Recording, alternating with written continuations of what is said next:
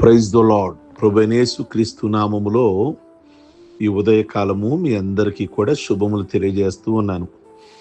పరిశుద్ధ గ్రంథంలో 2 సమూయేలు గ్రంథము 21వ అధ్యాయము 15వ వచనం నుండి 22వ వచనం వరకు చూస్తే రాజైన దావీదు జీవితంలో జరిగిన ఒక సన్నివేశము మనకు కనబడుతుంది. దావీదు ఫిలిష్తీయులతో యుద్ధం చేస్తుండగా యుద్ధము చాలా భయంకరమైన పరిస్థితిలో ఉంది.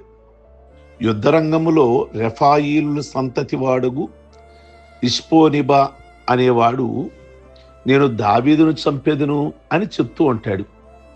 ఆ యుద్ధములో దావీదు అలసిన వాడై సొమ్మసిల్లి పడిపోతాడు. అప్పుడు ఇశ్రాయేలు సైనికులు నిరాశతో ఉంటారు. ఆ ఇష్పోబెన మాటలు గంభీరంగా వినబడుతున్నాయి. ఆ క్లిష్ట పరిస్థితిలో సెరియా కుమారుడైన అబీషై రాజు దావీదును ఆదుకొని ఆ ఫిలిష్తీని కొట్టి చంపేస్తాడు. అప్పుడు ఇశ్రాయేలీలు దీపము నువ్వు ఆరిపోకూడదు అని నీవు మాతో పాటు ఇకను యుద్ధానికి రావద్దు అని అతని చేత ప్రమాణం చేస్తారు. ఇశ్రాయేలు ప్రజలు దావీదుని ఎంతగా ప్రేమించారు ఇక్కడ గమనించాలి. వారంతా ఏమన్నారు అంటే, నువ్వు ఇశ్రాయేలుకు దీపము, నీవు చనిపోకూడదు, అందుకే ఇక జరిగే యుద్ధాలకు నువ్వు రావద్దు అంటున్నారు. వారి నాయకుని వారు ఎలా భావించారో గమనించాలి. నువ్వు మాకు దీపానివి, నువ్వు వెలుగుచున్న దీపానివి, నువ్వు మాకు ఎల్లకాలము ఉండాలి అన్న మాటలు చాలా ప్రేమపూరితమైనవి.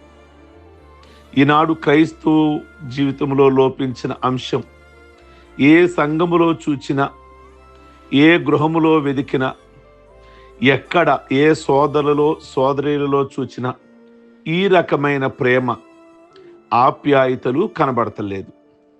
వారంటున్నది, నువ్వు మా దీపానివి, నీవే మాకు దారి చూపువాడువు, నీ వెలుగులోనే నీ మాటల మీదనే మేము ఆధారపడతాము, నీవు లేకపోతే ఇక మాకు మిగిలేది చీకటియే, నీవు మాకు కావాలి, మా నాయకుడివై ఉండాలి అంటున్నారు. ఎవరో ఒక ఆయన, ప్రియా దేవుని బిడలారా అంటున్నాడు. ఏమంటున్నాడు అంటే, సంఘాలలో నిజమేమో అనిపిస్తుంది కానీ ఒకరంటే మరొకరికి గెట్టని పరిస్థితి కనుక ఆ ప్రేమ వ్యాపించున్న ఈ దినాలలో దావీదుపై ఆ ప్రజలకున్న ప్రేమాభిమానం నిజంగా నేర్చుకోవాల్సినటువంటి ఆ పాఠం ఇక్కడ మనం నేర్చుకోవాలి. సొమ్మసిల్లిపోయాడు దావీదు. యుద్ధము ఫిలిష్తీయులతో జరుగుచుండగా అలసిన దావీదు సొమ్మసిల్లి పడిపోతాడు. వారి నాయకుడైన దావీదు, వారికున్న అభిమానం అంతా దావీదు మీద పెరిగిపోయింది. ఈ ప్రక్కనేమో శత్రువు నేను చంపుతా అని మాట్లాడుతున్నాడు. ఇప్పుడు ఆ ప్రజల స్పందన మెచ్చుకోదగినది కదా. ఇంతలో సెరియా కుమారుడైన, అంటే దావీదు మేనల్లుడే ఆ శత్రువుని చంపేస్తాడు. చంపి రాజును ఆదుకుంటాడు. ప్రియ దేవుని బిడలారా, శత్రువును ఓడిస్తాడు వెళ్ళి. కనుక అబీషై అంటే దావీదు యొక్క మేనల్లుడు, రాజు అపాయములో, అలసటలో లేదా స్పృహలేని స్థితిలో ఉన్నప్పుడు తానొక్కడే ప్రాణానికి తెగించి ఆ ఫిలిష్తీని చంపి ఎంతటి సాహసకార్యమో గమనించాలి. నాయకుడో పాస్టరో పడిపోతే అపాయంలోనుంటే ప్రక్కనున్న వారు ఎలా స్పందిస్తారు? తానొక్కడే అబీషై పోరాడుతున్నాడు, శత్రువుని చంపాడు. ఇందులో విలువైన మాటలు, విలువైన పాఠం ఉంది. ఆదుకొనుట. ఈనాటి సంఘాలలో సోదరుడు కష్టాలలో పడితే వానిని ఆదుకొనుటకు ప్రయత్నించరు, కానీ వానిని విమర్శించి తప్పుబట్టి గేలి చేసే విధానమే కనబడుతుంది. ప్రియ దేవుని బిడ్డలారా, పొరుగువాడు అలసిపోతే పడిపోతే నవ్వేది కరెక్ట్ కాదు కదా.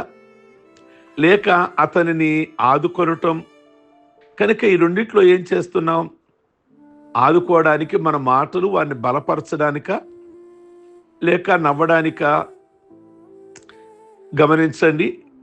నిర్గమాకాండము 17వ అధ్యాయము 10వ వచనము నుండి 12వ వచనం వరకు చూస్తే దైవజనుడైన మోషే ఆజ్ఞాపిస్తాడు. యెహోషువ అమాలేకీయులతో యుద్ధం చేస్తూ ఉన్నాడు. మోషే దేవుని కర్రపట్టుకొని కొండ ఎక్కి అహరోను హూరు అనేవారు ఆ కొండెక్కారు. అప్పుడు మోషే చేతులు పైకెత్తి ఉంచి ఇశ్రాయేలీయులు గెలుస్తున్నారు ఈయన చేతులు ఎత్తినప్పుడు. మోషే చేతులు దించితే అమాలేకీయులు గెలుస్తూ ఉన్నారు. ఈ పరిస్థితిని గమనించిన అహరోను హూరులు ఆలోచించుకున్నారు, ఇశ్రాయేలీయులు గెలవాలంటే మోషే చేతులు పైకెత్తాలి. వారిద్దరూ ఒక పెద్ద రాయి తీసుకొచ్చి ఆ రాతి మీద మోషేను కూర్చోబెట్టారు. చెరుకో వైపు మోషే చేతులను తమ భుజాల మీద వేసుకున్నారు. ఆదుకున్నారు. ఇందాక మోషేని మేనల్లుడు ఆదుకున్నాడు అభిషేక్, సొమ్మసిల్లిన టైంలో, పడిపోయిన టైంలో. ఇక్కడ అహరోను హూరు, మోషే అన్న అయిన అహరోను హూరు ఆదుకున్నారు. బరువెక్కిన చేతులు, క్రిందికి పోలేదు. వారిద్దరు పోటీ పెట్టిన కర్ర లాగా మోషే చేతులు నిలిపారు. ఆ కర్రలు రెండు సపోర్ట్ ఇస్తారు చూసారా, అలాగున వాళ్ళిద్దరూ మోషేకి సపోర్ట్గా నిలబడ్డారు. ప్రియ దేవుని బిడలారా, ఆదుకున్నారు. దైవజనుని చేతులని బలపరిచారు. వారిద్దరు ఏక మనస్కులై దైవజనుడిని బలపరిచారు. కానీ దైవజనుడు తప్పుబట్టి బలహీనపడ్డాడే అనుకొని నేర్చపరచలేదు. కనుక గమనించండి, లేదా బలహీనమైన మాటలు మాట్లాడకుండా సపోర్ట్ ఇచ్చారు. కనుక నువ్వు ఇశ్రాయేలుకు దీపానివి అన్నారు.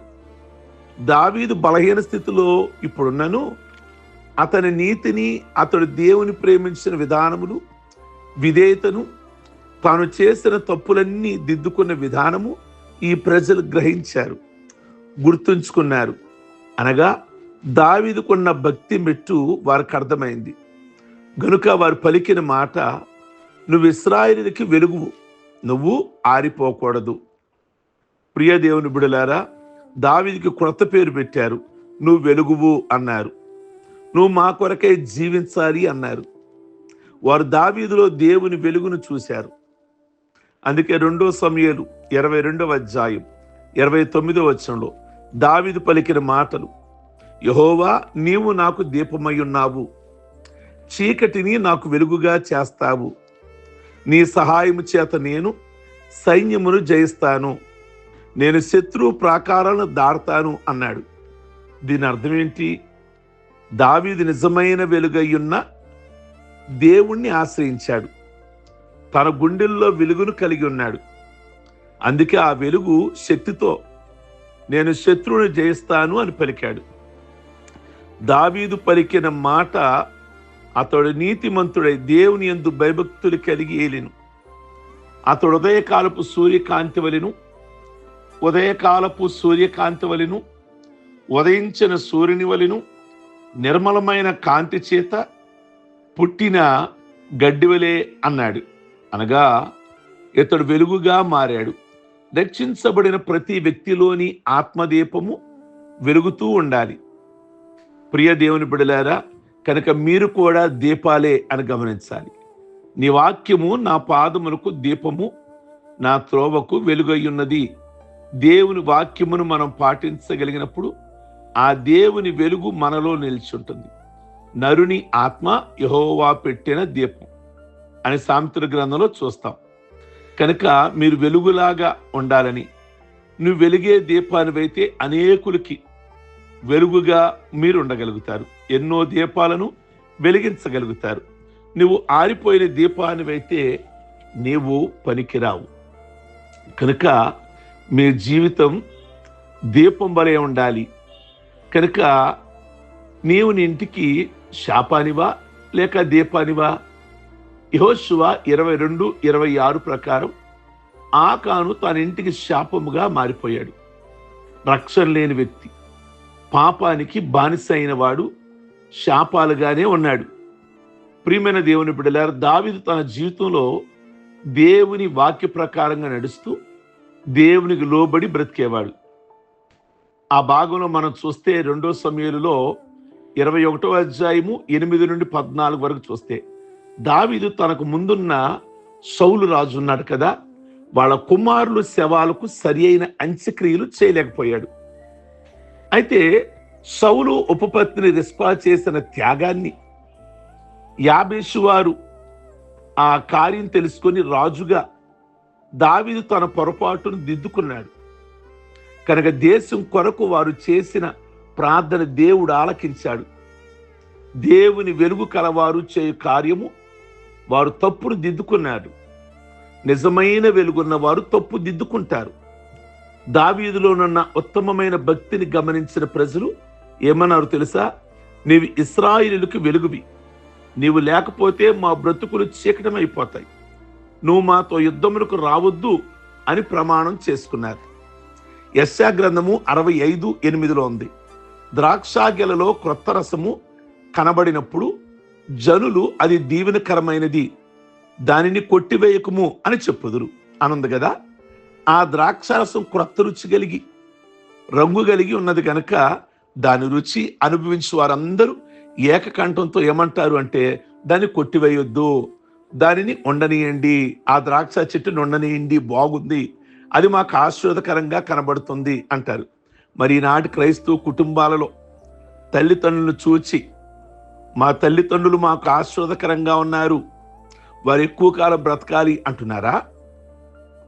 లేదా ప్రభువు నెరకక త్రాగుబోతులై విపరీతమైన కామానికి గురి అయి మృగాల వలె జీవించుడు చూచి వారు మాకొద్దు, వారు చస్తేనే మాకు మేలు అంటున్నారా? ఏమంటున్నారు? వీళ్ళు బ్రతకాలి, ఇంకా కొంతకాలం ఉండాలి, వీళ్ళ వల్ల మా కుటుంబానికి, మా సంఘానికి, సమాజానికి వీళ్ళు మంచి మనుషులండి అని కోరుకుంటున్నారా? లేదు, వీళ్ళు దేనికండి, ఎవరికి ఉపయోగం అండి, ఏ కుటుంబానికి ఉపయోగం, ఏ వ్యక్తికి ఉపయోగం అండి ఈ వ్యక్తి వల్ల అంటున్నారా? ప్రజలు దావీదుతో అన్న మాటలు, నువ్వు ఇశ్రాయేలుకి వెలుగువి, నువ్వు ఆరిపోకూడదు, నువ్వు క్షేమముగా ఉంటే మేము క్షేమముగా ఉంటాం, నువ్వు యుద్ధానికి ఈ రోజు నుంచి రావద్దు, నువ్వు దూరంగా ఉండి ప్రార్థిస్తే చాలు, నీ ప్రార్థన మాకు చాలు, నీ సలహాలు చాలు, నీ యుద్ధపు ఎత్తుగడలు చాలా చక్కగా ప్లాన్ చేస్తావు, అవి చాలు. ప్రియ దేవుని బిడ్డలారా, మాకు వెలుగు నువ్వు, మా రాజ్యానికి దీపానివి, నీ ఉంటే చాలు. కనుక మనం యేసయ్యతో నీ ఉంటే చాలు యేసయ్యా అని పాడుకుంటాం కదా, ప్రార్థించుకుంటాం కదా. కనుక నువ్వు ఇతరులకి దీపములాగా ఉన్నావా? దావీదు ఇశ్రాయేలుకి దీపం, నీ కుటుంబానికి దీపం, సంఘానికి దీపం, సమాజమునికి దీపం, అనేకులకు మేలుకరంగా ఉండాలి. ఎంత చక్కని మాటలు మాట్లాడారండి దావీదు. కనుక నువ్వు రిస్క్ వాటిలోకి రావద్దు. ఎందుకంటే నువ్వు ఒక్కడు కనుక జాగ్రత్తగా ఉంటే మా బోటోళ్ళు చాలామంది క్షేమంగా ఉంటారు, మా కోసం ఆలోచిస్తావు, మంచి మంచి ఆలోచనలు చెప్తావు. కనుక ఈరోజు మనం అలా ఉండడానికి ప్రయత్నం చేద్దాం, ప్రార్థించుకుందాం. సర్వశక్తి కలిగిన తండ్రి, ఈ మార్నింగ్ నిజంగా ఇశ్రాయేలుకి దీపం దావీదు, మేము కూడా 10 మందికి మేలుకరంగా ఉండాలి. మా ప్రార్థనల వల్ల, మా ఆలోచన వల్ల ప్రభు అనేకులకు క్షేమము, దీవెన, ఆశీర్వాదకరంగా ఉంచమని ప్రార్థిస్తున్నాం. నిజంగా ఇందులో ప్రభు ప్రతి ఒక్క వ్యక్తి కూడా సమాజమునకు, సంఘమునకు, కుటుంబానికి దీవెనకరంగా ఉండే వ్యక్తులుగా ఉంచమని ప్రార్థిస్తున్నాం తండ్రి. ఈ దినము వారి వారి ప్రయాణాలలో తోడై ఉండి వారి పెళ్లి రోజులు, పుట్టినరోజులు, రక్షణ పొందిన రోజులు చేసుకుంటున్న బిడ్డలందరినీ దీవించి ఆశీర్వదించండి, మేలు చేయండి. ఏ సంబంధమైన పరసంబంధమైన ఆశీర్వాదాలతో నింపండి. మీ నామమునకు మహిమ తెచ్చుకోమని యేసు పరిశుద్ధ నామములు అడుగుచున్నాం తండ్రి, ఆమేన్. God bless you. ఈ వర్తమానం చాలా దీవెనకరంగా ఉంటుంది. అందరికీ ఫార్వర్డ్ చేయండి. లైక్ బటన్ నొక్కటం మర్చిపోమాకండి. ఈ వర్తమానం వల్ల మీకేమనిపించిందో మీ అభిప్రాయాన్ని ఇక్కడ వ్యక్తం చేయండి. God bless you.